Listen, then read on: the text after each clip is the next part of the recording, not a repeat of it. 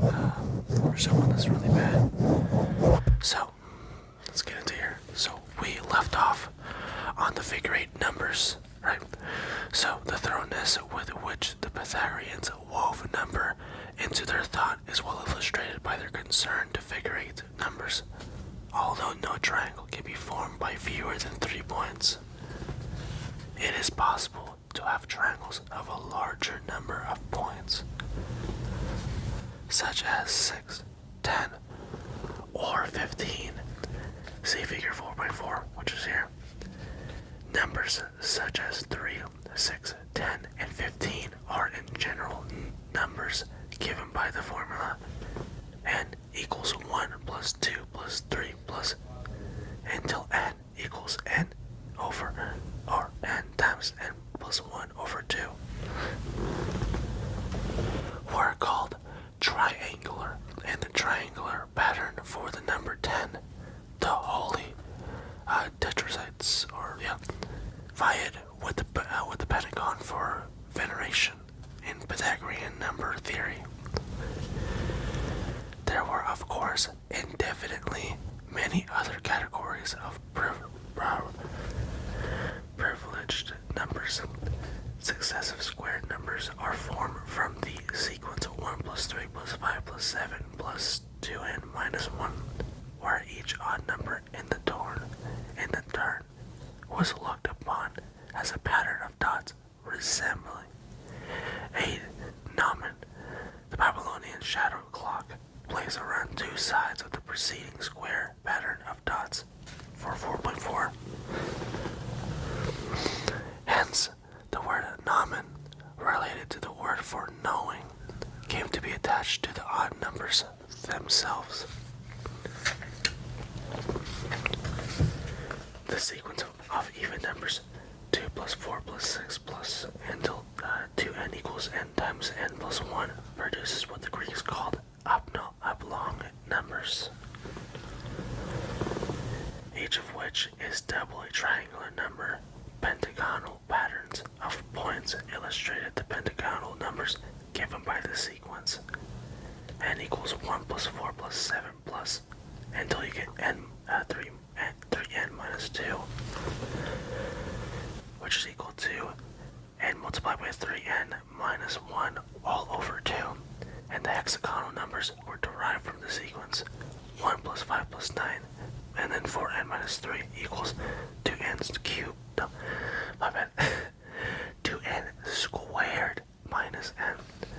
In a similar manner, polygonal numbers of all orders are designated. The process, of course, is easily extended by to three-dimensional space, where one deals with polyhedral numbers. Emboldened by such views, Palavius is reported to have maintained that all things which can be known have number. For it is not possible that without number anything can be either conceived or known. The dictum of Philosophy seems to have been a tenet of the Pythagorean school. Hence, stories arose about the discovery by Pythagoras of some simple laws of music. Pythagoras is reputed to have noticed that when the lengths of vibrating strings are expressible as ratios of simple whole numbers, such as 2 to 3 for the fifth, or as 3 to 4 for the fourth, or the fourth is the tones will be harmonious. If, in other words, a string sounds the note C when plucked, then a similar string twice as long will sound the note C an octave below, and the tones between those two notes are emitted by strings whose lengths are given by the intermediate ratios 16 to 9 for D, 8 to 5 for E, 3 to 2 for F, 4 to 3 for G, 6 to 5 for A, and 16 to 15 for for b in ascending order. Here we have perhaps the earliest quantitative laws of acoustics, possibly the oldest of all quantitative physical laws, so boldly imaginative, were the early Pythagoreans that were extrapolated hastily to conclude that the heavenly bodies in their motion similarly emitted harmonious tones. The harmony of the spheres. Pythagorean signs, like the Pythagorean mathematics, seem to have been in old countries of sober thought and fanciful speculation. The doctrine of a spherical world often is ascribed to Pythagoreans, but it is not known whether this conclusion was based on observation, perhaps of new constellations as Pythagoras traveled southward, or on imagination. The very idea that the universe is a cosmos, or a harmoniously ordered whole, seems to have been related Pythagorean contribution, one which at the time had little basis in direct observations, but which has been enormously fruitful in the development of astronomy. As we smile, at ancient number fancies, we should at the same time be aware of the impulse these gave to the development of both mathematics and science. The Pythagoreans were among the earliest people to believe that the operations of nature could be understood through mathematics. Proportions. Proclus, quoting perhaps from Eudemus, ascribed to Pythagoras two specific mathematical discoveries. One, the construction of the regular solids, and two, the theory of proportionals. Although there is a question about the extent to which this has been taken literally, there is every likelihood that the statement correctly reflects the direction of Pythagorean thought. The theory of proportions clearly fits into the pattern of early Greek mathematical interests. It is not difficult to find a likely source of inspiration. It is reported that Pythagoras learned in Mesopotamia of three means: the arithmetic, the geometric, and the subcontinary, later called the harmonic, and of the golden proportion relating to these. The first of two numbers is to their arithmetic mean, as their harmonic mean is to the second of the numbers. This relationship is the essence of Babylonian square root algorithm. Hence, the report is at least plausible. And at some stage, however, the Pythagoreans generalized this work by adding 7 new means to make 10 in all. If B is the mean of A and C, where A is less than C, then the three quantities are related according to one of the following 10 equations. Oh man, that's a lot. Okay. So they have 1 through 10, like B through A, C minus B. And the first three equations are, of course, the equations for the arithmetic, the geometric, and the harmonic means, respectively. It is difficult to assign a date to the Pythagorean study of means, and similar problems arise with respect to the classification of numbers. The study of proportions, or the equality of ratios, presumably formed at first a part of Pythagorean arithmetic, or theory of numbers. Later, the quantities A, B, and C entered in such proportions were more likely to be regarded as geometric magnitudes, but the period at which the change took place is not clear. In addition, the mentioned above and the distinction between odd and even, the Pythagoreans at some stage spoke of odd, and even odd numbers, according as the number in question was a product of two odd numbers, or an odd and an even number, so that sometimes the name even number was reversed for integral powers of 2. By the time of Velasquez, the distinction between prime and composite numbers seems to have been important. Okay, I didn't even know. Wow. Speusippus, nephew of Pluto, or Plato, and his successor as head of the academy, asserted that 10 was perfect for the Pythagoreans because, among other things, it is the smallest integer, and for which there are just as many primes between 1 and n as non-primes. Occasionally, prime numbers were called linear inasmuch Pythagoreans, inasmuch as they usually are represented by dots and one-dimensionally. Neo-Pythagoreans sometimes excluded 2 from the list of primes, on the ground that 1 and 2 are not true numbers, but the generators of the odd and even numbers. The primacy of the odd numbers was assumed to be established by the fact that odd plus odd is even, whereas even plus even remains even. To the Pythagoreans has been attributed the role for Pythagorean triads, given by m squared minus 1 divided by 2, and then m squared plus 1 divided by 2, where m is an odd integer.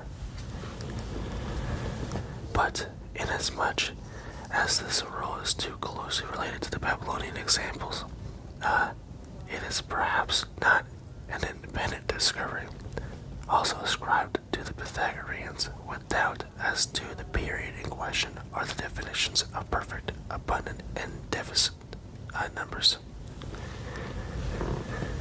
According as the sum of proper divisors of the number is equal to, greater than, or less than the number itself. Also, our quick thing. Sorry about the voices in the back. According to this definition, 6 is the smallest perfect number, with 28 next. That this view probably was a later development in Pythagorean thought is suggested by the early veneration of 10 rather than 6. Hence, the related doctrine of immiscible numbers also is likely to have been a later notion. 2 integers a and b are said to have been immiscible if a is the sum of the proper divisors of b, and if b is the sum of the proper divisors of a. The smallest such pair are the integers 220 and 284. Adequate numeration. The picture of Pythagorean mathematics that has been presented is based largely on the reports of commentators who lived many centuries later and who were, almost without exception, interested in philosophical aspects of thought. Although it seems possible to assume with the commentators that it was the Pythagoreans who were largely responsible for the abstract and intellectual view, to fashion mathematics into a liberal discipline. The level of sophistication during the 6th and 5th centuries BC may not have been as high as they attributed to them by tradition. It must have been all too tempting in later devotees of philosophical school, such as the Pythagorean, to exaggerate the accomplishments of the founder and the early members of this sect, it is highly probable that the elements of primitivity were present during the early stages of the Pythagoreans. But reported, it is obvious also that the type of attitude toward mathematics represented by the Pythagoreans also certainly was atypical of Greek thought as a whole. The Hellenes were celebrated as shrewd traders, and businessmen, and there must have been a lower level of arithmetic or computation that satisfied the needs of the vast majority of Greek citizens. Number activities of this type would have been beneath the notice of philosophers, and recorded accounts of practical arithmetic were unlikely to find their way into libraries of scholars. If then, there are not even fragments surviving of the more sophisticated Pythagorean works. It is clear that it would be unreasonable to expect manuals of trade mathematics to survive the ravages of time. Hence, it is not possible to tell at this distance how the ordinary processes of arithmetic were carried out in Greece 2,500 years ago. But the best one can do is to describe the systems of numeration that appear to have been in use. In general, there seem to have been two chief systems of numeration in Greece. One, probably the earlier, is known as the Attic or the Aridanic notation. The other is called the Ionian or alphabetic system. Both systems are for integers based on the 10 scale, but the former is the more primitive, being based on a simple iterative scheme found in the earliest Egyptian hieroglyphic numeration and in the later Roman numerals. And the Attic system, the numbers 1 to 4 were represented by repeated vertical strokes. For the number 5, a new number. The first letter, well, I can't see that, or backwards 7 of the word for 5, arpente, was adopted. Only capital letters were used at the time. Both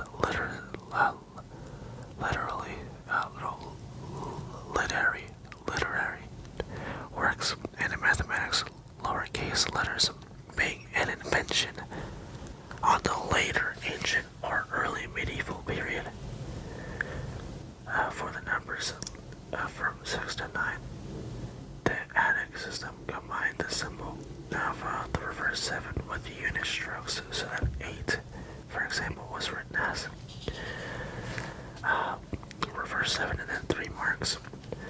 For positive integral powers of the base 10, the initial letters of the corresponding number words were adopted. Delta. Well, I'm like, that's not what they're saying, but in like physics and stuff like that, that triangle is delta. For deca, which is 10. H for hecaton, 100. X for kilowai, 1,000, and M for myroi, which is 10,000. Except for the forms of the symbols, the Attic system is much like the Roman, but it had one advantage. Where the Latin word adopted distinctive symbols for 50 and 500, the Greeks wrote these numbers by combining letters for 5, 10, and 100. Using is a backwards flag, or 5 times 10 for 50. The backwards flag with a hanging flag, or 5 times 100 for 500. And the the same way they wrote, I don't even know, for 5,000 and this for 50,000. In ActiveScript, the number 45678, for example, would be written as this whole thing.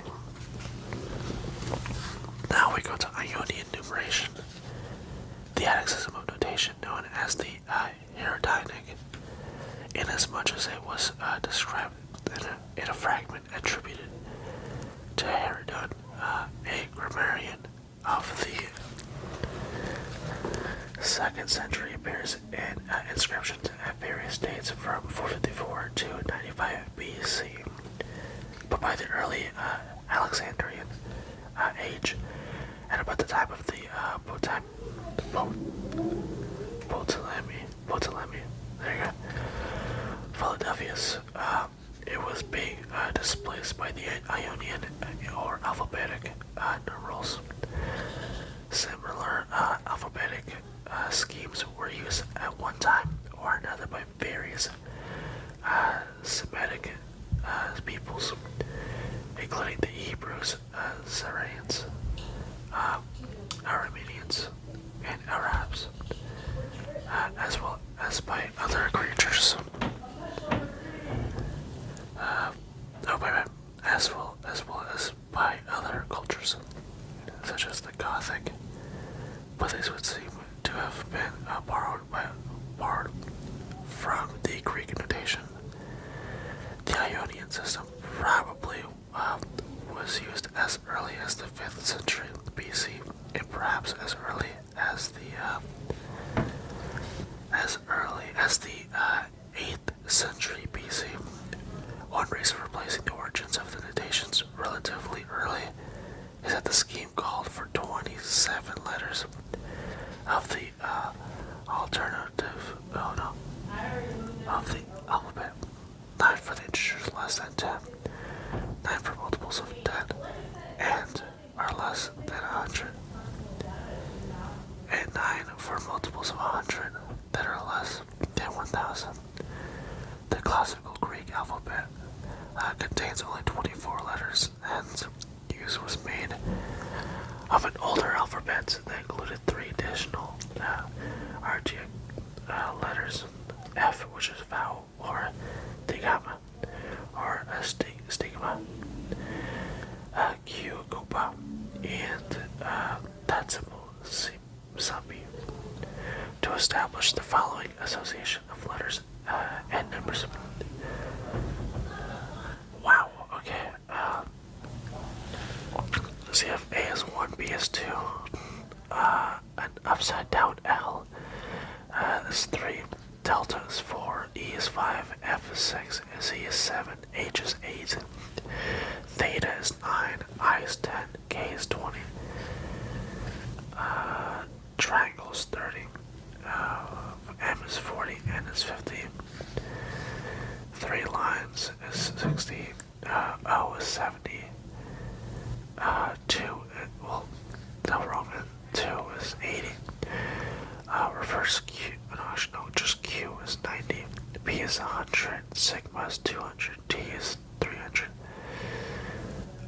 weird D is 400, circle with an I there is 500, X is 600, 700, omega 800, and then 900. Since the 3 archaic letters occupy the positions in the numeral scheme that they were held in the order alphabet, is to have been suggested that the Ionian system was introduced before the abandonment of the 3 letters, say in the 8th century BC. This view becomes less convincing when we consider the long time interval between the presumed introduction and the ultimate triumph of this system. In the 3rd century BC, the obvious advantage is the consensus of the alphabetic system might have been expected to find a readier adoption for the system than the indicated delay of half a millennium. The ciphrization and the Ionian enumeration, in the Ionian notation refers to the Attic numeration, essentially the same relationship as did the Egyptian Arabic to the more cumbersome hieroglyphic, where the superiority of the cursive script had been clear to scribes. After the introduction of small letters in Greece, the association of letters and numbers appeared as follows. And essentially, it's almost the same thing. It's just that some letters are swapped out. So like for 8, instead of H, it becomes N. So it's just weird. And wait, what? Pi is 80. I thought pi was like 3.1415. That's weird. Anyway, since these forms are more familiar today, we shall use them here. For the first 9 multiples of 1,000, the Ionian system adopted the first 9 letters of the alphabet, a partial use of the positional principle, but for added clarity, these letters were preceded by a stroke or accent. So you have alpha 1000, beta 2000, now y for 3000. I think that's lowercase sigma for 4000. Elongation 5000. Don't know what this is, 6000. Don't know what that is, 7000. N 8000 and theta 9000. Within the system, any number less than 10,000 was easily written with only 4 characters. The number 8,888, for example, would appear as. Okay, wow. That's a little weird. Or as this. The accent sometimes being omitted when the context was clear. The use of the same letters for thousands as for units should have suggested to the Greeks the full-fledged positional scheme and decimal arithmetic. But they did not seem to have appreciated the advantages of such a move. That they had such a principle, more or less, in mind is evident not only in the repeated use of the letters alpha through theta for units and thousands, but also the fact that the symbols are arranged in order of magnitude from the smallest on the right to the largest to the left. At 10,000, at which the Greeks was the beginning of a new count or category, much as we separate thousands from lower powers by a comma. The Ionian Greek notation adopted a multiplicative principle, a symbol for an integer from 1 to 9,999, when placed above the letter M, or after it, separated from the rest of the number by dots, indicated the product of an integer and the number 10,000. The Greek myriad. Thus, the number. Wow. Okay. Let's see here. That's 3. Okay. 88 million. 88,888,888 would appear as this and this, where still larger numbers are called for. The same principle can be applied to the double myriad.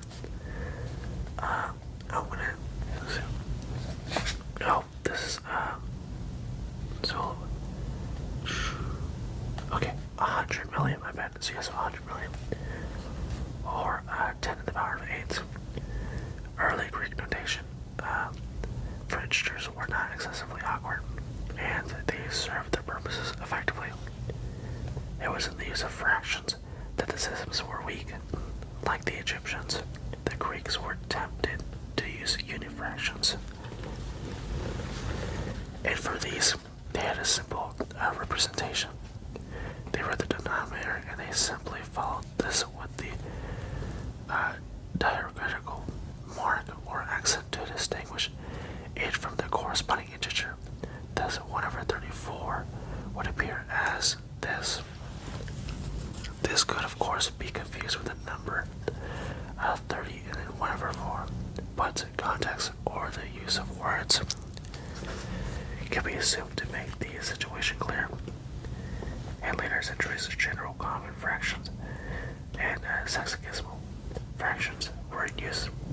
These would be discussed later in connection with the work of Archimedes, Ptolemy, and the Diophantus. For they are the extant documents which, while not actually dating from time of these men, are copies of works written by them, a situation strikingly different from that concerning mathematicians of the Hellenic period. So now we go to arithmetic and logistics, or logistic. The history of mathematics during the time of Thales and the Pythagoreans necessarily depends, to an undesirable degree, on the conjecture and inference.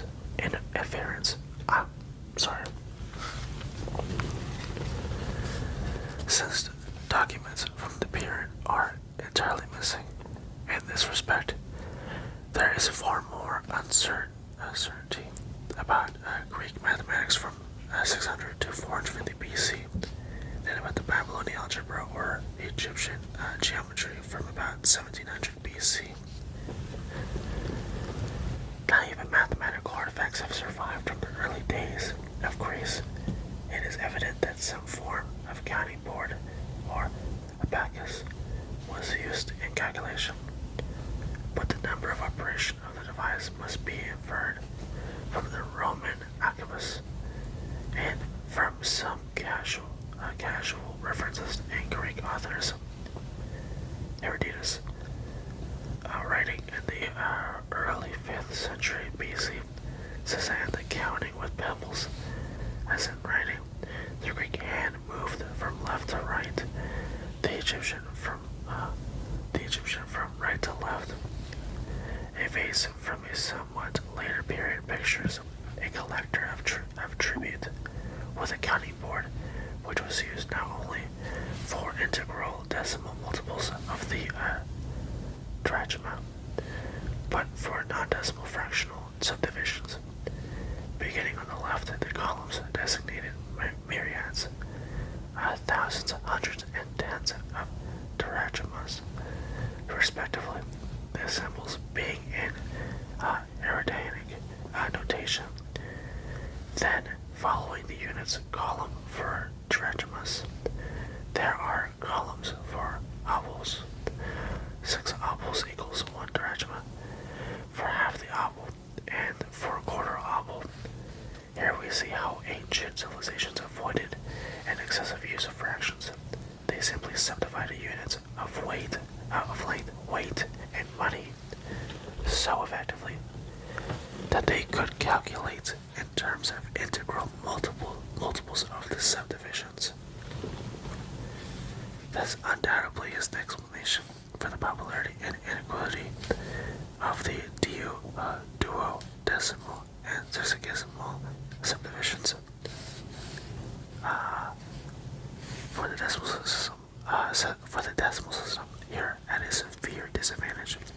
Decimal fractions were rarely used either by the Greeks or by other Western peoples before the period of the Renaissance. The abacus can be readily adapted to any system of numeration or to any combination of systems. It is likely that the widespread use of the abacus counts, at least in part, for the amazingly late development of consistent positional system of notations for integers and fractions. In this respect, the Pythagorean age contributed little of anything.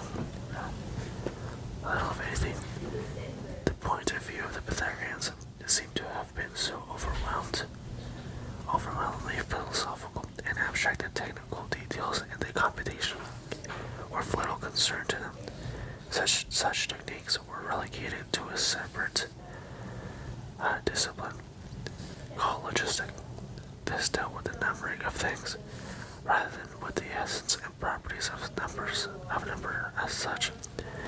Matters of concern in arithmetic, that is, the ancient Greeks made a clear distinction between mere calculation on the one hand and what today is known in America as theory of numbers and in England as higher arithmetic on the other. Whether or not such a sharp distinction was a disadvantage to the historical development of mathematics may be a moot point, but it's not easy to deny to the early Ionian Pythagorean mathematics the primary role in establishing mathematics as a rational and liberal discipline. It is for this reason that Thales often is called the first mathematician and the Pythagoras as known as the father of mathematics. The extent to which we accept such ascriptions literally in view of the absence of supporting documentary evidence will depend on our confidence in tradition.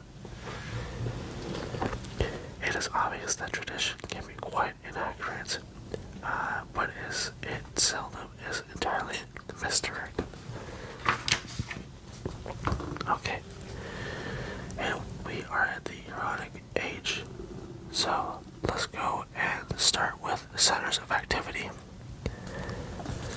This is accounts of the origins of Greek mathematics, the center on the so-called Ionian and Pythagorean schools, and the chief representative of each, Thales and Pythagoras. All the reconstructions of their thoughts rest on the fragmentary reports and traditions built up during later centuries.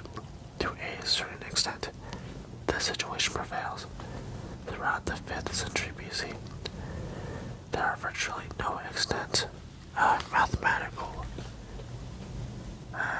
or scientific documents until the days of Plato and or Pluto, I don't know. In the 4th century BC, nonetheless, during the last half of the 5th century, there circulated persistent and consistent reports concerning a handful of mathematicians who evidently were intensely concerned with problems that formed the basis for most of the later developments in geometry.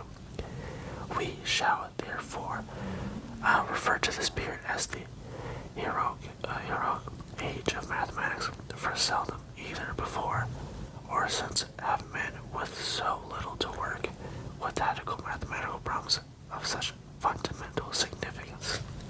No later was mathematical activity centered almost entirely in two regions. Nearly at the opposite ends of the Greek world, it flourished all about the Mediterranean. In what is now southern Italy, there were Architas of Tarentum, born ca. 428 BC, the Hipposos of Metapotam, FLCA 400 BC, and Abderia. And thus, we find Democritus, born ca. 460 BC, the nearer the center of the Greek world of the Attic Peninsula. There were Hippias of Elis, born ca. 460 BC, and at nearly Athens, or lived at various times during the critical last half of the 5th century BC. These scholars from other religions, Hippocrates of Chios, FLCA 430 BC, Anaxagoras of Salasminai, 428 BC, and Zeno of Elia, FLCA 450 BC.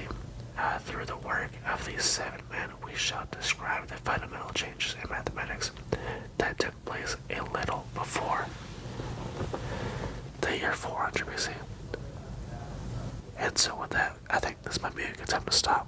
But, yeah, this is getting pretty good. I did not know that we were going to go into a new age. So, that is awesome to see. And, I really hope you guys enjoyed this video. If you guys do want to see more, please let me know in the comments.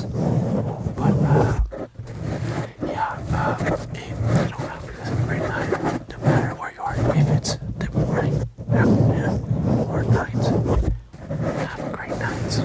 And, yeah, I'll see you guys in the next book review or next video. Oh, yeah, so this is what it is more.